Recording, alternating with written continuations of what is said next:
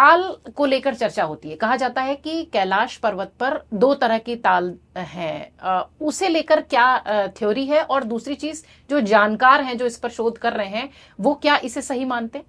देखिए, दो ताल हैं वहाँ, एक मानसरोवर ताल है और एक राक्षस ताल है।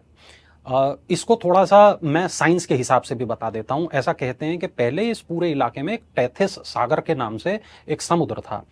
जब जो भारत वाला जो पूरा पोर्शन है, जब वो अफ्रीका की तरफ से हटा, अलग हुआ और यहाँ दो महाद्वीप आपस में टकराए, तब वलय पड़े और हिमालय पर्वत का निर्माण हुआ। अब उसी वक्त पर कुछ ऐसी संरचनाएं रह गई बची हुई जो अभी भी हमें बताती हैं कि यहां किसी जमाने में समुद्र था। ऐसा कहा जाता है कि हिमालय में ऐसी बहुत सी गुफाएं हैं जहां पर अभी भी मछलियों के अवशेष मिल जाते हैं या समुद्री प्राणियों के अवशेष मिल जाते हैं, जिसके जरिए हमें यह पता चलता है कि यहां किसी जमाने में समुद्र था।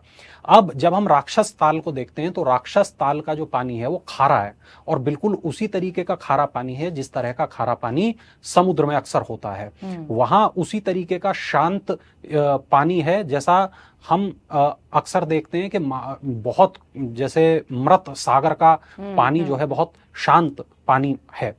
लेकिन जब हम देखते हैं मानसरोवर झील को, तो मानसरोवर बिल्कुल अलग तरीके का ताल है। वहां पर जीवंतता महसूस होती है। वहां पर लगता है कि यहाँ वाकई नहाने से या इसके पानी को ग्रहण करने से आपके शायद दुख दर्द दूर हो जाते होंगे। तो जो भी हिंदू धर्म के लोग जाते हैं वहां, तो उनके लिए मानसरोवर यात्रा एक बहुत ज्यादा महत्वपूर्ण यात्रा है।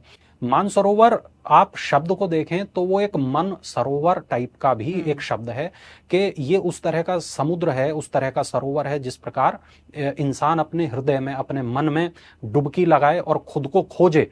उसी तरीके से इंसान जब इस यात्रा पर जाता है और मानसरोवर तक वो पहुंचता है तो वो खुद को खोजने की यात्रा में होता है, शिव को खोजने की यात्रा में होता है। वो एक अपने आप में दिव्य और भव्य एहसास होता है, मुझे लगता है। और ये जो दोनों तरीके के ताल हैं, और यहाँ इन दोनों के बीच में करीब 2-2.5 किलोमीटर का फर्क है, लेकिन इनकी नेचर में जो बहुत बड़ा फर्क है वो लोगों के लिए बहुत ज्यादा सोचने का विषय है, चौंकाने वाला है।